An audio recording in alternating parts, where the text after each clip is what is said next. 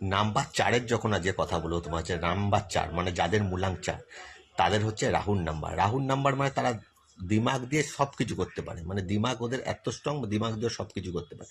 কিন্তু ওদের একটা, যারা সাকসেস পাচ্ছ না তাদের একটাই প্রবলেম হচ্ছে তোমাদের কনফিউজ, মানে কোনো কাজ তোমরা এক জায়গায় করে রাখতে পারছো, যে কোনো কাজ তোমাকে মিনিমাম 6 মাস তোমাদের ওই কাজের দিকে, একই কাজের দিকে মন দিতে হবে, ঠিক আছে?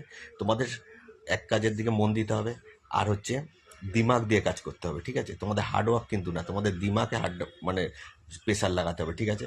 আর সেকেন্ড হচ্ছে তোমাদের শর্টকাট একদম ছেড়ে দিতে হবে, শর্টকাটে ইনকাম করা।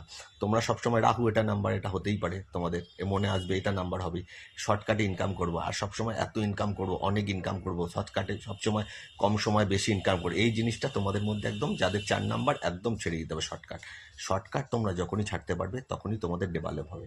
তার জন্য তোমাদের কি করতে হবে? মেডিটেশন করতে হবে, ধ্যান, মেডিটেশনটা তোমাদের মধ্যে মাস্ট।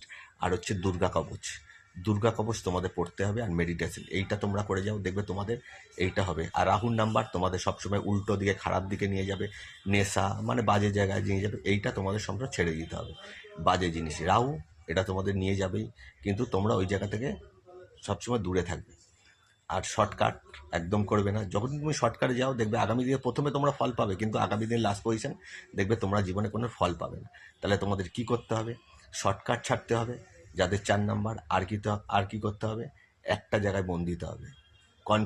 মানে কনফিউজটা তোমাদের মনে রাখলে হবে না, আমি এই কাজটা করছি, এই কাজটা ধরে রাখি, ঠিক আছে? তাহলে আগামী দিনে দেখবে তোমাদের সাকসেস অবশ্যই পাবে।